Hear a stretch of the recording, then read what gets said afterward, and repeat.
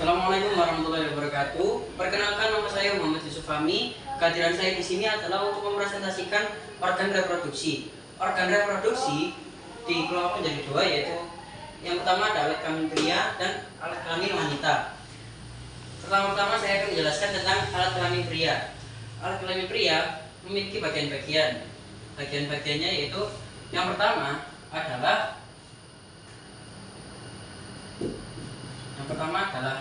penis, lalu yang kedua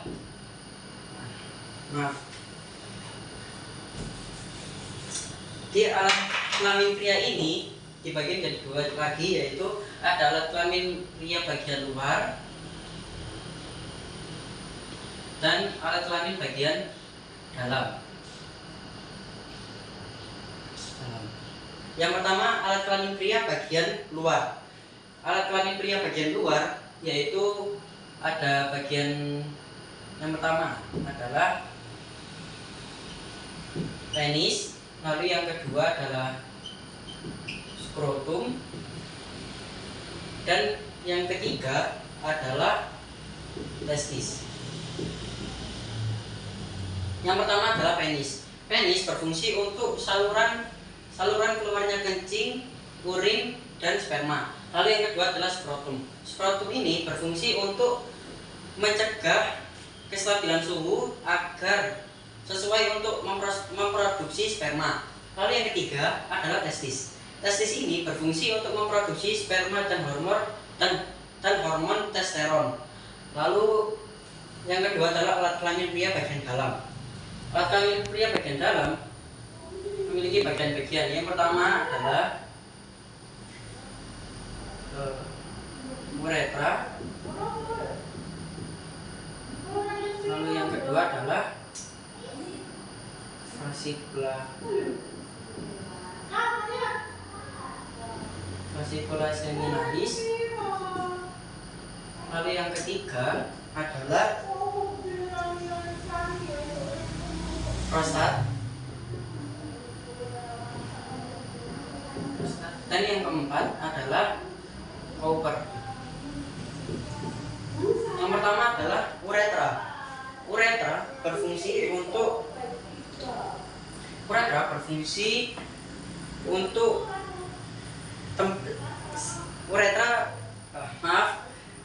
fungsi uretra yaitu sebagai tempat penyimpanan sementara sperma. Lalu yang kedua adalah fascicula seminalis. Fascicula seminalis adalah saluran yang menghasilkan zat yang berisi basa atau alkali, fruktosa atau gula monosakarida.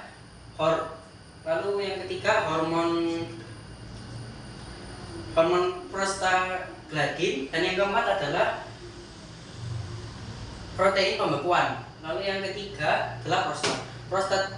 Prostat ini berfungsi untuk menghasilkan cairan yang bersifat asam. Lalu yang keempat adalah Cowper. Cowper ini menghasilkan cairan yang bersifat basa yang berfungsi untuk melindungi sperma dengan cara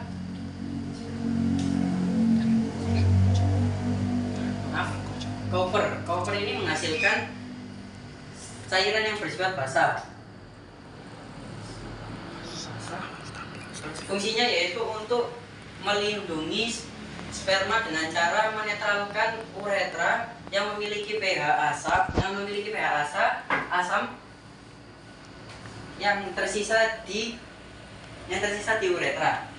Nah, yang selanjutnya yaitu alat kelamin wanita. Alat kelamin wanita itu dibagi dua juga, yaitu ada alat kelamin wanita bagian luar, lalu yang kedua adalah bagian wanita bagian dalam.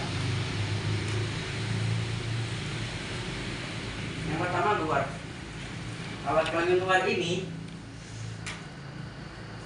ada satu, yaitu vagina.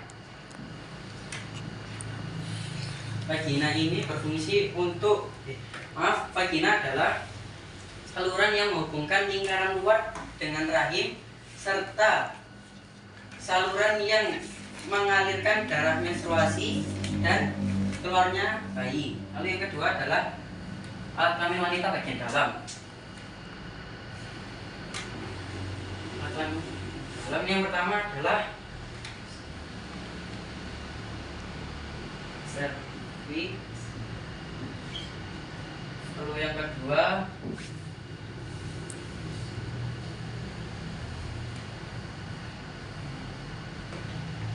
sel itu falopi. Dan yang ketiga indung telur. Dan yang keempat adalah rahim. Yang pertama adalah serviks. Serviks ini adalah struktur rahim bagian bawah yang menyempit dan membuka ke arah vagina. Lalu yang kedua adalah tuba falopi. Tuba falopi terdapat sepasang di seluruh tubuh wanita.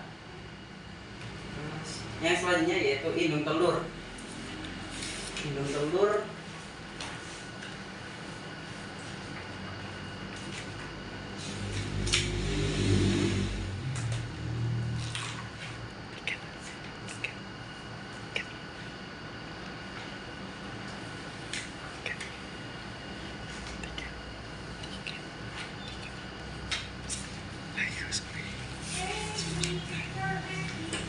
saya skip aja, saya nggak tahu. Lalu yang selanjutnya adalah proses pembentukan. Proses pembentukan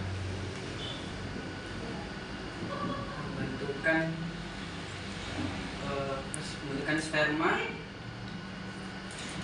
yang dilakukan oleh alat kelamin pria.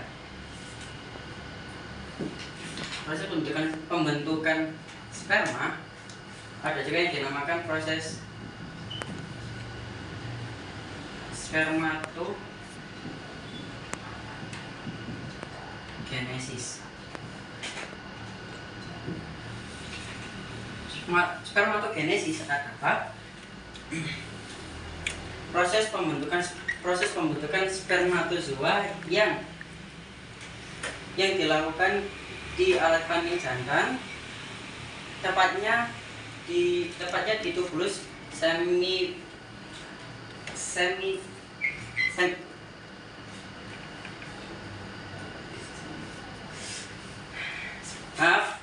proses spermatogenesis merupakan proses pembentukan spermatozoa yang dilakukan di alat kelamin jantan, tepatnya di tubulus semidivelus. Lalu yang selanjutnya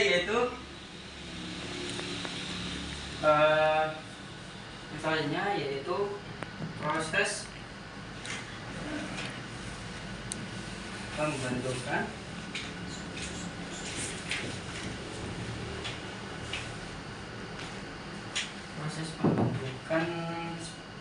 sel telur.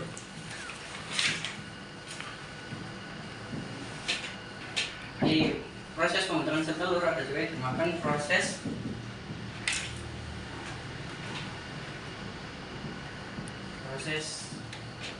oogenesis. Sekian dari saya, mohon maaf bila ada kesalahan atau kekurangan. Terima kasih. Wassalamualaikum warahmatullahi wabarakatuh.